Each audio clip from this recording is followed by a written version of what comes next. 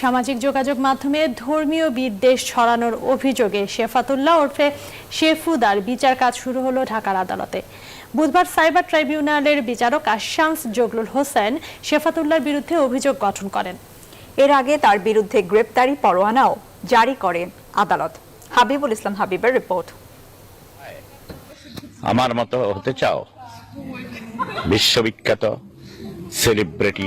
সামাজিক যোগাযোগ মাধ্যম ফেসবুক, ইউটিউবে নানা নামে পরিচিত এই শেফাতুল্লাহ শেফু, তিনি কখনো প্রেম সম্রাট, কখনো বা শব্দবোমার জনক বলে নিজের পরিচয় দেন। দেশের যে কোনো আলোচিত বিষয় নিয়ে ফেসবুক, ইউটিউবে আপত্তিকর ভাষায় কথা বলতে দেখা যায় তাকে। আচ্ছা, তোদেরকে তোরা বাঙালির কুষ্টি, তোদের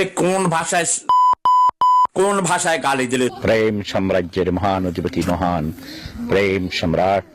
হিংসা হিংসা তোমাদের হিংসা হয়। গত 30 সেপ্টেম্বর মামলার তদন্তকারী কর্মকর্তা কাউন্টার টেররিজম ইউনিটের উপপরিদর্শক পার্থ প্রতিম শেফাতুল্লাহর বিরুদ্ধে প্রতিবেদন দাখিল করেন।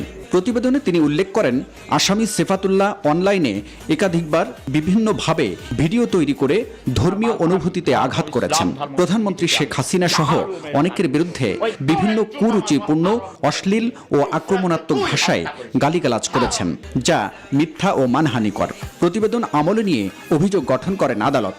পবিত্র কোরআন শরীফের পাতা ছিঁড়ে সে বাথরুমে নিক্ষেপ করে। মাননীয় প্রধানমন্ত্রী জননেত্রী শেখ হাসিনাকে নিয়ে কটূক্তি করার কারণে এবং পরবর্তীতে আমি সাইবার ট্রাইব্যুনাল আদালতে 23/4/2019 তারিখে মামলাটি দায়ের করি। বুধবার মামলাটির সাক্ষ্য গ্রহণের জন্য দিন ছিল। এদিন মামলার বাদী সাক্ষ্য গ্রহণ পেছানোর সময় আবেদন করেন। বদ্ধ চার্জ গঠন হওয়ার পর আগামী 4/7/2022 তারিখে আসামির বিরুদ্ধে সাক্ষী প্রদানের জন্য দিন ধার্য করা হয়।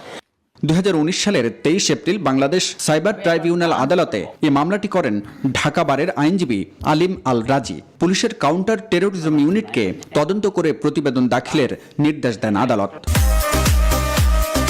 হাবিবুল ইসলাম হাবিব, নিউজ 24, ঢাকা।